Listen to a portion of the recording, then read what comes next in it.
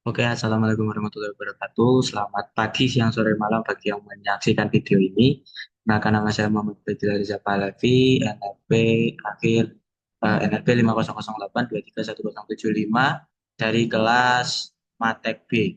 Nah, pada kesempatan kali ini saya ingin membuat sebuah video terkait bagaimana cara menyelesaikan sebuah persoalan perpindahan panas matematika teknik kimia dengan menggunakan software ANSYS.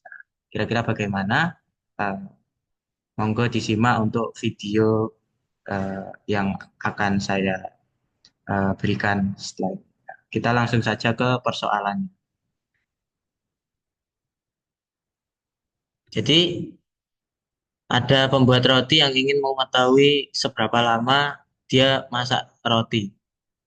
Nah, jadi rotinya ini berbentuk bola pejal, jadi nggak ada rongganya.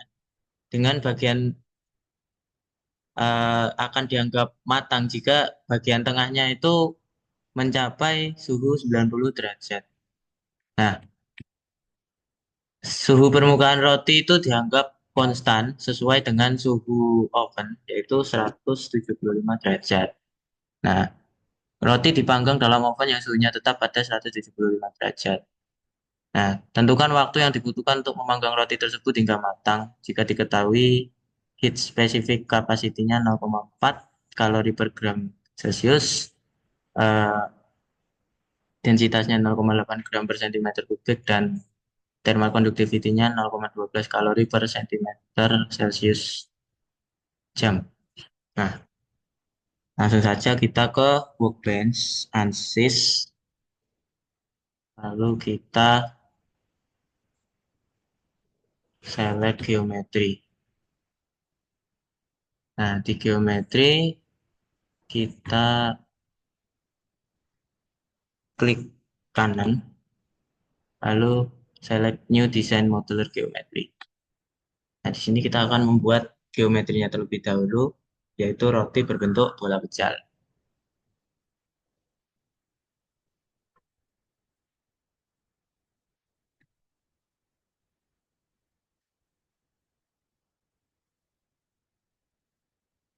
Ya.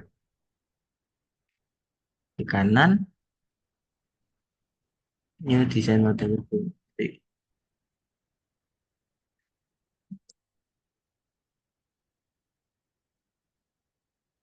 Oh, sekali aja ngekliknya guys ya, jangan dua kali. Nah, selanjutnya ketika sudah sampai ke tampilan geometri desain model seperti ini, yang langkah pertama kita lakukan adalah create, lalu kita create primitive. Pilih create di sampingnya file, lalu pilih bawah sendiri primitive, lalu pilih spare. Nah, bentuknya adalah bulat. Nah, akan muncul seperti ini.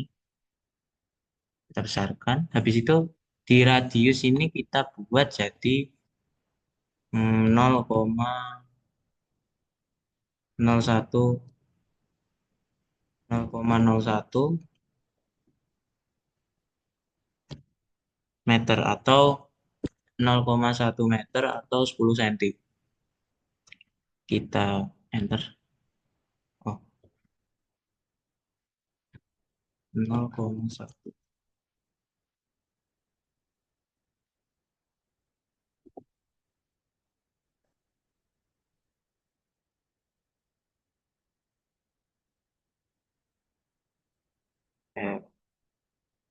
Nah, akhirnya kita dapatkan sekitar 10 cm untuk radiusnya. Setelah itu kita generate. Nah, sudah. Ini adalah bola pejal berukuran dengan radius 10 cm. Kita tidak akan buatnya 10 cm untuk belajar ya, karena juga nggak mungkin sebuah roti jari-jarinya 10 cm, pastinya itu besar sekali ya. Oke, setelah itu kita klik ini silang. Setelah itu kita masuk ke mesh. Nah, di tahap meshing ini kita akan membuat membagi geometrinya menjadi mengkotak-kotakkan seperti itu untuk menambah akurasi nanti waktu kalkulasinya. Kita seret geometrinya ke B2, habis itu kita klik mesh. Nah, kita tunggu rendering.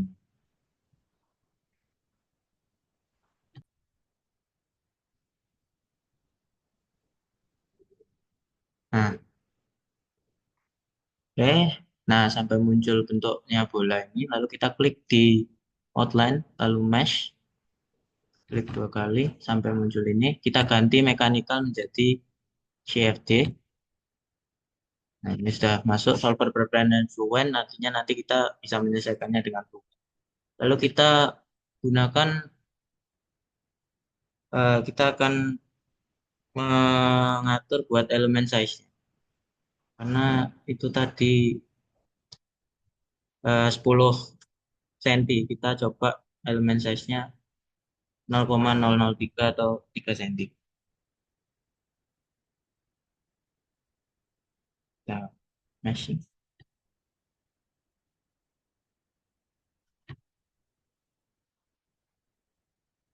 Oh, kita generate, maaf. Kita tunggu sampai selesai rendering.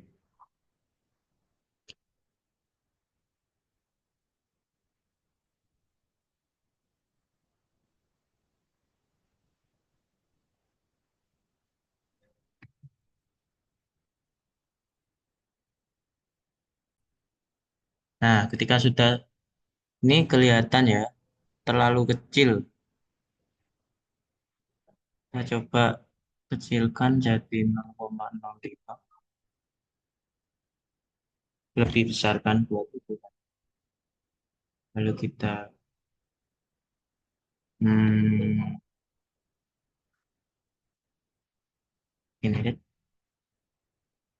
Nah, kita tunggu sampai hmm, eh, mesh-nya baru. Ukuran elemennya menjadi 0,0. Nah, bisa dilihat untuk elemennya sekitar 113.000 ya. Setelah itu kita ganti mesh, klik mesh, lalu kita insert method, kita pilih geometri, lalu kita apply. Setelah itu kita metodenya ganti dari otomatis ke multizone. Oke, kembali ke mesh lagi. Setelah itu kita generate.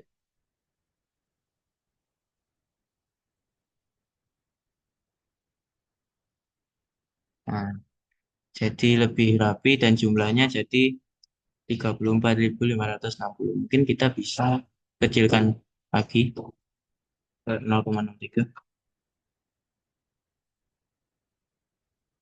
Kita mesh di sini.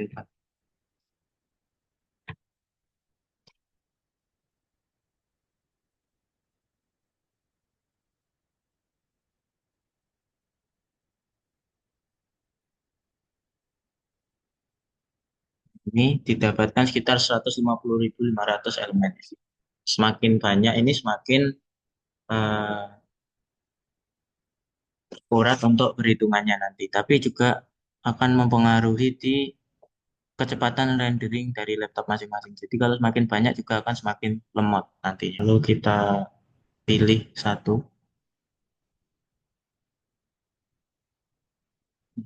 yang select as-nya, lalu kita get name selection di folder. Oke, pilih. Nah, kasih hilang. Kita lanjut ke langkah ketiga yaitu di Fluent ini kita seret mesh-nya ke setup. Setelah itu kita update meshing-nya. Kita tunggu sampai selesai update.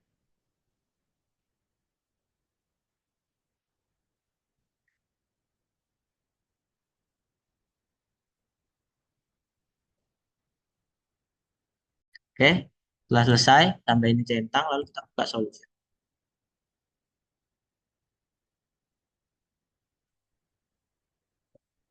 Kita tunggu sampai buka Fluent Solution-nya. Kita tunggu sampai muncul hasil mesh kita tadi atau bolanya geometri di Fluent.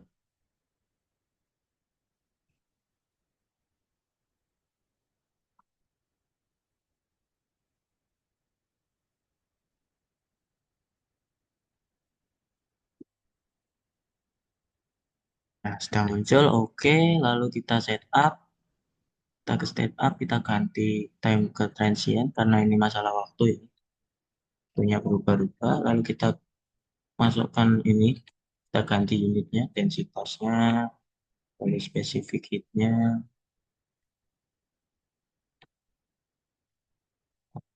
thermal conductivity-nya, dan temperatur. Oke, nah, itu kita ke model, kita nyalakan energy equation. Nah, ini perpindahan panas.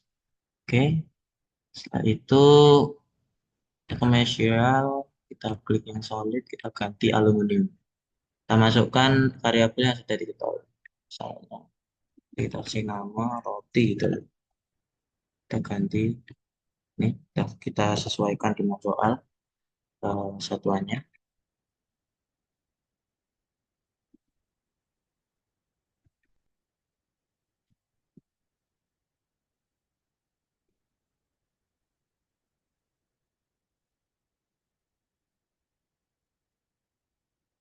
Nah, hapus dulu seminar format biar bisa. Meja yang create, yes, terus. Lalu kita masukkan, selanjutnya kita ke Simpson condition. Kita ganti. Ini kan masih fluid karena kita ini solid ya. Ganti ke solid.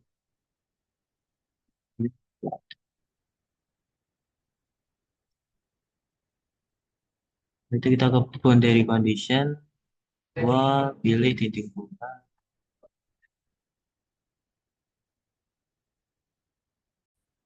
Nah, kita ganti temperaturnya ke tadi suhu keluarnya yang 175. Apply, close. Setelah itu ke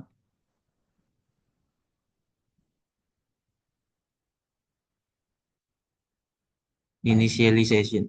Di sini kita bakal nge-patch. Nah, kita patch dulu ini ya. Temperatur solid ke 30 Celcius. Patch. Terus ganti ke 30. Initialize. Oke. Udah. Lalu kita bikin plan buat memudahkan kita melihat nanti. Misalnya XZ atau XY. Ini terserah ya. Jadi, terus sudah kita ke grafik, kita ke kontur, kita bikin kontur untuk memudahkan kita melihat itu suhu di setiap daerah di bolanya. Kita ganti, kita bikin dua kontur. Kontur pertama dari suhu 30 ke 175, suhu awal ke suhu konstan yang di luar bola tadi. Save and display, save auto display. Eh, kita klik yang satu dulu, baru kita save. Terus setelah itu yang kedua, ini dari suhu 90 ke 175.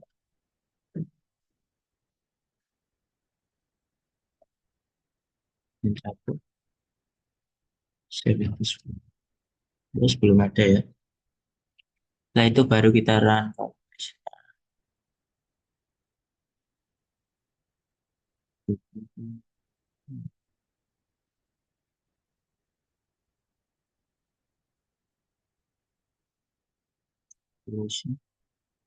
Nah, ini coba kita ke 10 detik.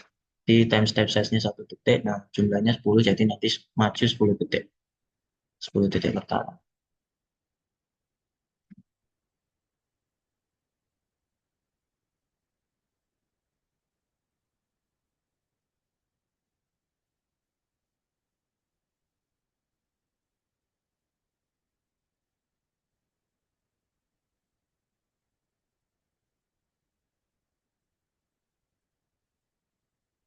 10 detik pertama jelas belum terjadi apa-apa. Di kontur kedua, kontur pertama kita bisa lihat tengahnya masih bolong. Nah, masih ada yang beberapa yang suhunya di bawah 30. Kita coba lebih cepatkan, misalnya 100 detik gitu ya. Oke, kita tunggu sampai iterasi selesai.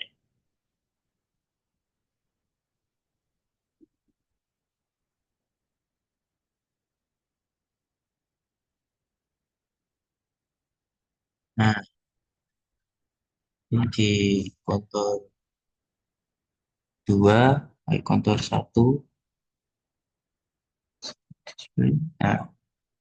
Nah, kalau kita compute, kita akan tahu suhunya minimalnya itu berapa.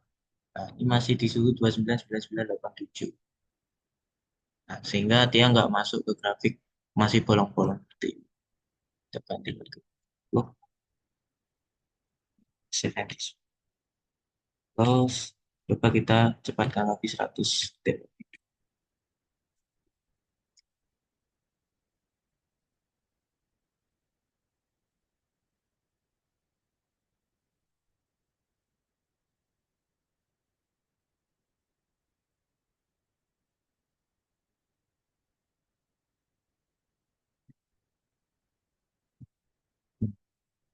Kalau kita lihat ya, ini kan masih bolong lagi ya di 100 detik selanjutnya.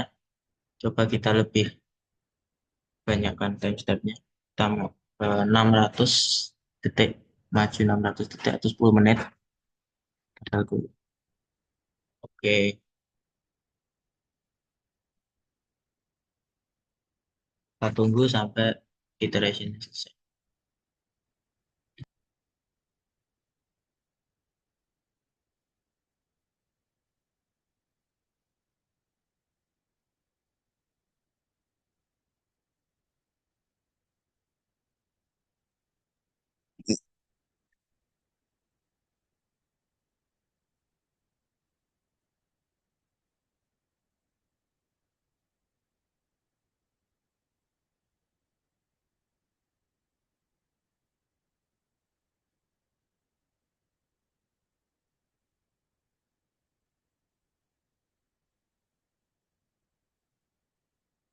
Nah,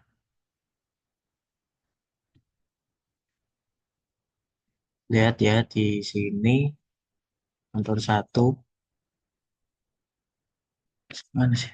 Nah, kontur satu udah kelihatan kalau ini udah 30 semua di detik ke 810. Ini udah kelihatan kalau dia udah menyentuh 30 derajat semua. Nah, sekarang kapan dia bisa ke 90? Coba kita lihat ke report. Kalau kita ke service info, ini kita ganti preset minimum temperature lensa compute. Nah, ini masih suhu terendahnya 30,35. Dan kan nanti di tengah itu berarti dia nanti akan paling terakhir itu ya, panas ya. Coba kita ke calculation lagi. Nah, tambah times step-nya kita tambah lagi. Coba kita maju 20 menit. Calculate.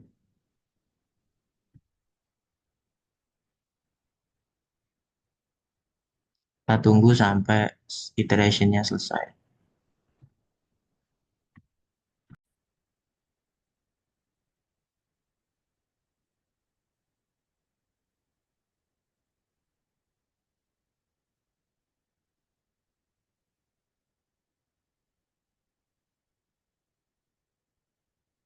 Nah,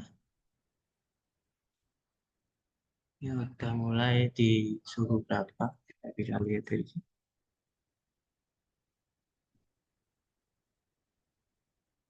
51.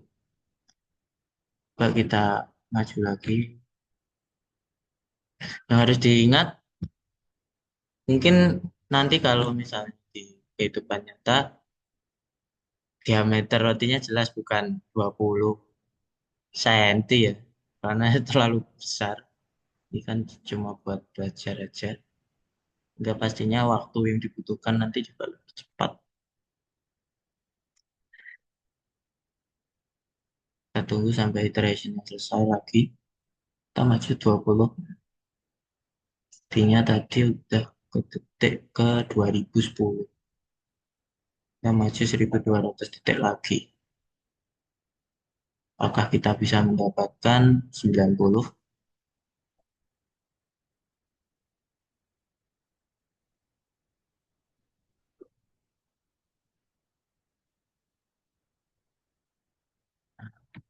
Kalau dilihat dari kontur yang kedua, yang suhu terendahnya 90, ini kita bisa lihat kalau sebenarnya ini udah kurang dikit lagi karena bolongan di tengahnya ini yang belum masuk suhu 90, ini kurang dikit lagi. Bisa dikatakan matang sebenarnya. Kita coba lihat di showcase itu. Kalau saya browsing-browsing itu suhu roti ketika matang itu sekitar 85 sampai 90. Jadi kita coba compute. Kita segini. Nah, ini udah 88,96 dikali. Nah, dan mungkin bisa nyoba sekali lagi, tapi lebih kecil. Misalnya 200 detik itu. Supaya pas 90-nya di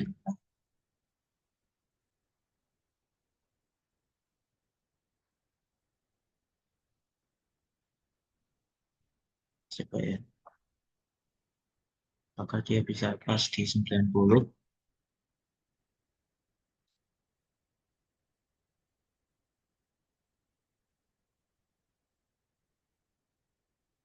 Nah, kita lihat di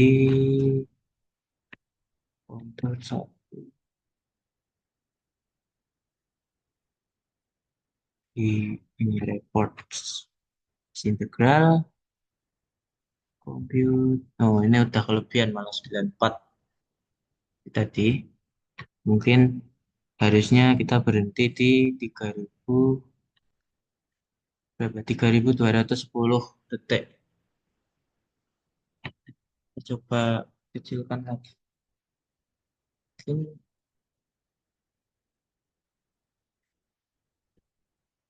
coba ulang lagi ya. Titik angka enggak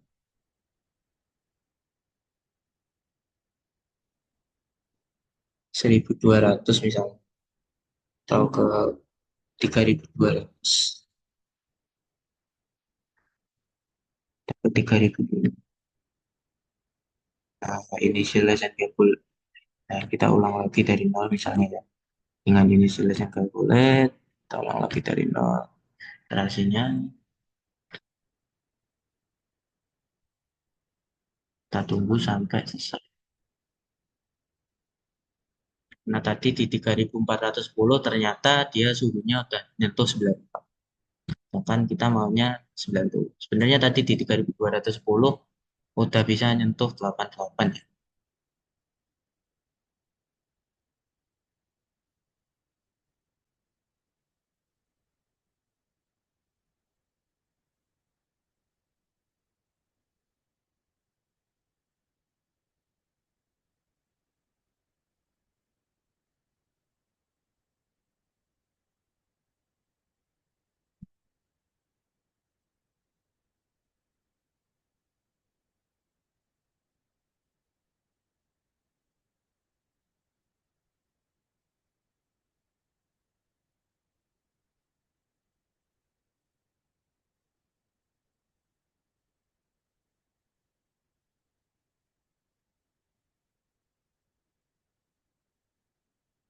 Kita tunggu. Nah,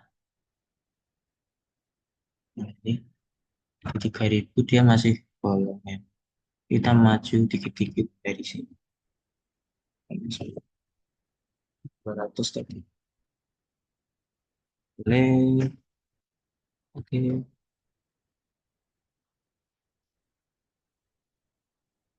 Jadi semakin dia time step-nya semakin besar, dia akan loncatnya semakin banyak. Nah, kalau number of time step-nya ini kita tambah, iterasinya akan semakin lama.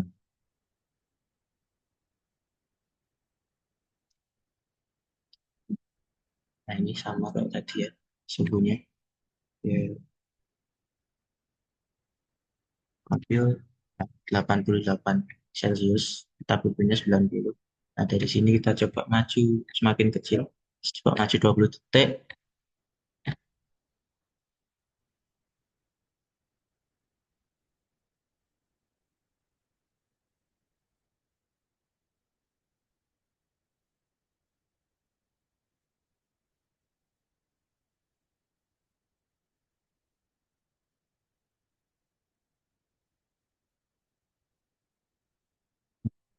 Masih bolong.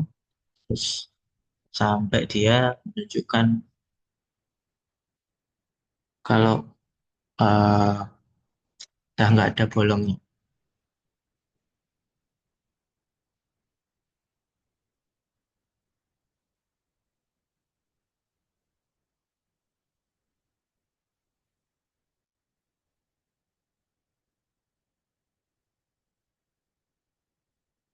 Oke, masih ada yang bolong. Lalu kita tambah lagi.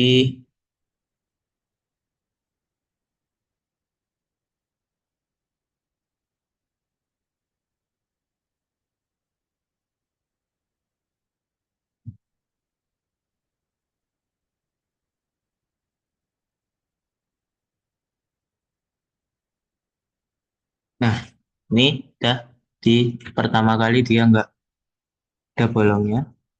Kalau kita lihat di report surface integral, nah, ini 89,99 atau 90 lah kita bulatkan. Sehingga ini udah bisa dibilang matang ketika dia dipanaskan pada waktu 3260 detik. 300, 3260 detik itu berapa menit? 3260 dibagi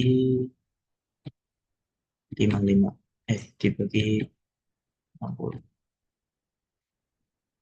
sekitar 54,3 menit atau 55 menit lah katakanlah.